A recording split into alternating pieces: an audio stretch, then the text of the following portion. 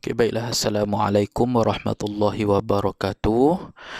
InsyaAllah kita teruskan PDPR Pendidikan Islam tahun 3, bidang Al-Quran.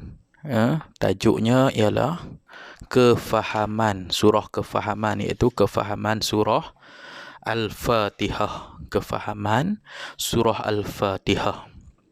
Baiklah, seperti yang kamu dapat lihat, hari ini kita akan menggunakan muka surat ni. Kita akan buat muka surat ni yang terpapar ni, yang ditunjukkan kat kamu ni. Kita akan selesaikan muka surat ni. Ada latihan B dan C. Latihan B dan C berkenaan dengan kefahaman surah Al-Fatihah. Kamu juga boleh buka muka surat, buku teks muka surat 28 dan juga 29. Buku teks muka surat 28 dan 29 untuk menjawab soalan-soalan dalam modul pada muka surat ni yang telah ditunjukkan ni lah.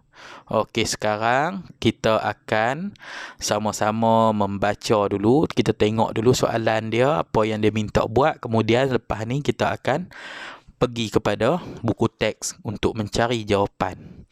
Okey, sekarang kita tengok dulu soalan ni, apa yang dia minta kita buat. Okey, soalan B. Yang B ni dia kata apa? Gariskan jawapan yang betul. Gariskan jawapan yang betul. Okey, kemudian kamu, yang mana kamu garis tu, ni dia ada bagi pilihan jawapan di sini dalam kurungan tu. Okey, kamu pun garislah yang mana satu yang betul, kemudian tulis balik di tempat kosong tu yang kamu garis. Perkataan apa, yang jawapan apa yang kamu pilih, yang kamu garis, kamu ambil dan tulis di tempat kosong.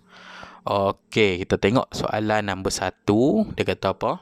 Surah Al-Fatihah diturunkan di dalam kurungan ni Mekah ataupun Madinah. Kamu garis, kemudian ambil jawapan tu, tulis di tempat kosong ni. Dan mengandungi 7 ayat. Sekali lagi, nombor 1, surah Al-Fatihah diturunkan di tempat kosong Mekah ataupun Madinah dan mengandungi 7 ayat. Okey, yang kedua, soalan kedua, Nabi Muhammad menerima surah Al-Fatihah daripada tempat kosong, malaikat ataupun Allah. Sekali lagi, nombor 2, Nabi Muhammad menerima surah Al-Fatihah daripada tempat kosong, malaikat ataupun Allah.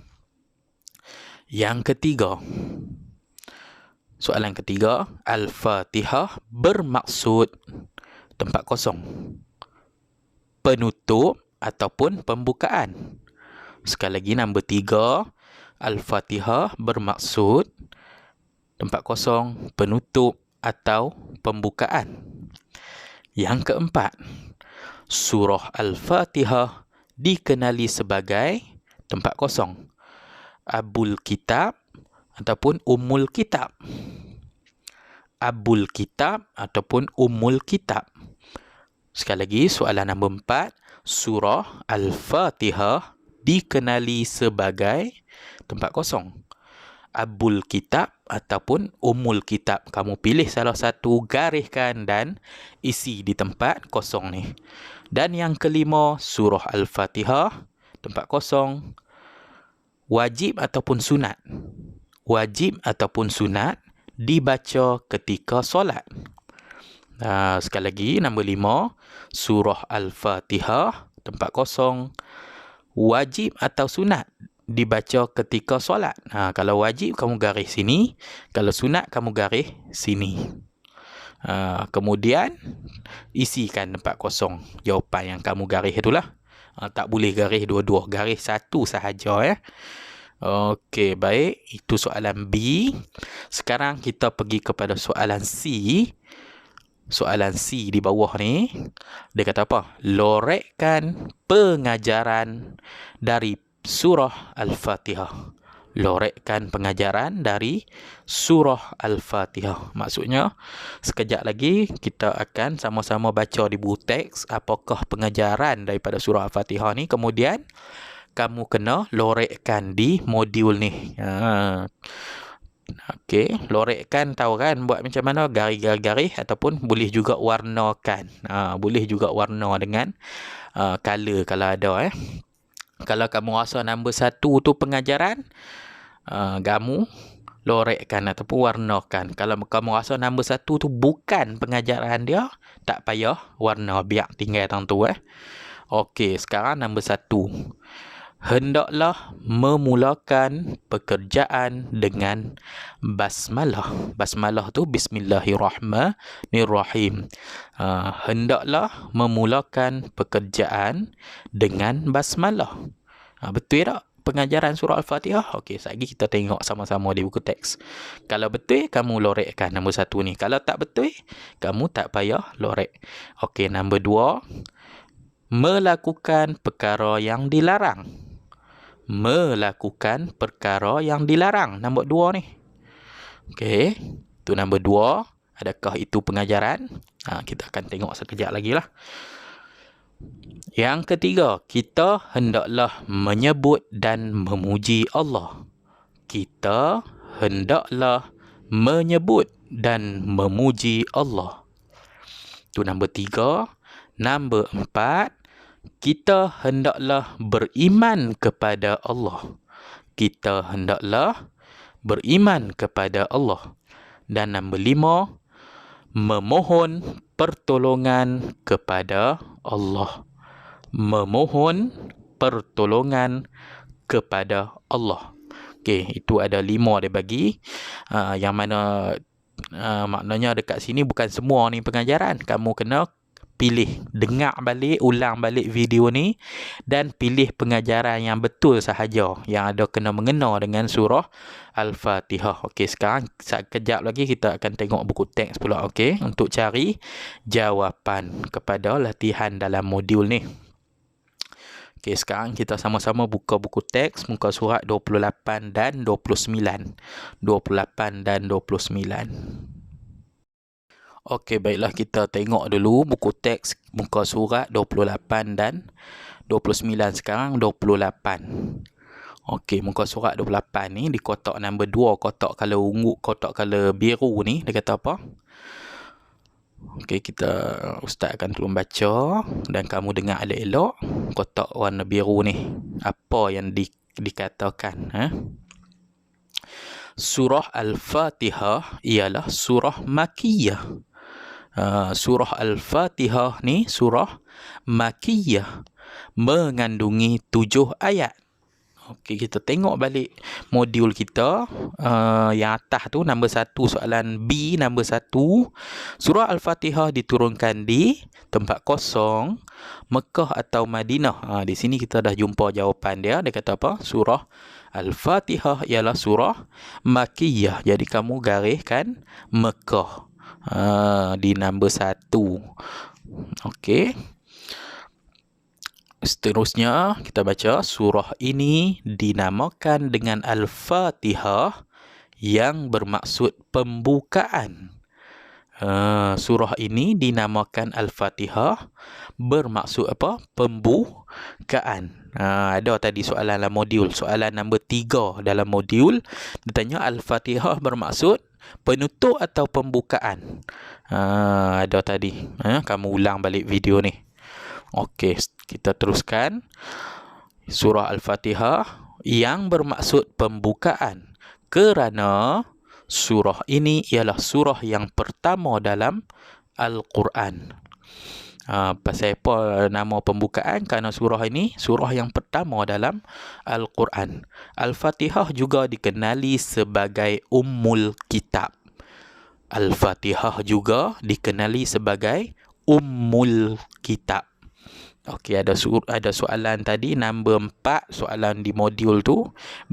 Nombor 4 dia kata surah Al-Fatihah dikenali sebagai Abul Kitab ataupun Ummul Kitab. Kamu gariskan yang betul lah. Dia kata kat buku teks ni, surah Al-Fatihah juga dikenali sebagai Ummul Kitab. Okey, kita teruskan dengan kotak biru yang bawah ni.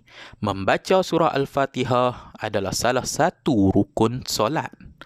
Membaca surah Al-Fatihah adalah salah satu rukun solat.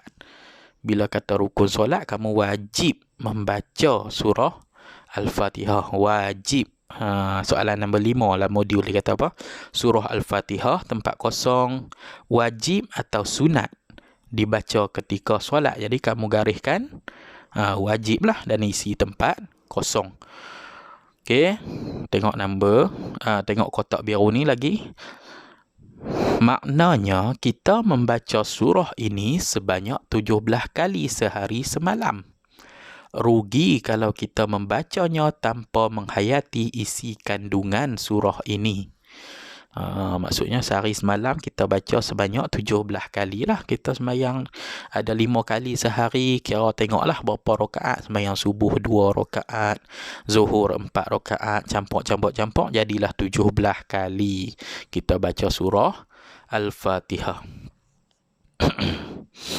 Okey. Seterusnya muka surat 29. Muka surat 29. Untuk kita jawab soalan di modul soalan C. Kena lorek tadi ni. Di sinilah ada jawapan dia, muka surat 29. Okey. Tengok apa pengajaran surah Al-Fatihah di sebelah kiri ni, kotak yang ada tajuk dia kalau hijau ni sebelah kiri. Okey, pengajaran dia yang pertama, melakukan sesuatu pekerjaan dengan basmalah. Mulakan sesuatu pekerjaan dengan basmalah. Betul ya? Maksudnya betul lah pengajaran surah Fatihah ni kena mulakan sesuatu pekerjaan dengan basmalah, iaitu Bismillahirrahmanirrahim. Nombor 1 tu kira betul lah. Jadi kamu lorek lah nombor 1. Okey, sekarang pengajaran yang kedua, sering mengucapkan Alhamdulillah. Sering mengucapkan Alhamdulillah. Ada di soalan tadi. Okey. Yang ketiga, berkasih sayang sesama makhluk. Surah Fatihah ni dia ajak berkasih sayang sesama makhluk. Dan yang keempat, kotak kuning ni, meraih pahala sebanyaknya. Meraih pahala sebanyaknya. Yang seterusnya, kotak hijau, menunaikan solat. Surah Fatihah ni pengajaran dia menunaikan solat. Seterusnya, memohon pertolongan hanya kepada Allah. Memohon pertolongan hanya kepada Allah. Dan pengajaran seterusnya, belajar agama. Belajar agama. Dan pengajaran yang terakhir, bersahabat dengan rakan yang baik. Bersahabat dengan rakan yang baik. Okey, itu sahaja pengajaran-pengajaran dari surah Al-Fatihah. Jadi, kamu lorekkanlah jawapan yang mana betul. Boleh ulang-ulang balik tengok video ni. Okey, sekian saja. Wassalamualaikum warahmatullahi wabarakatuh.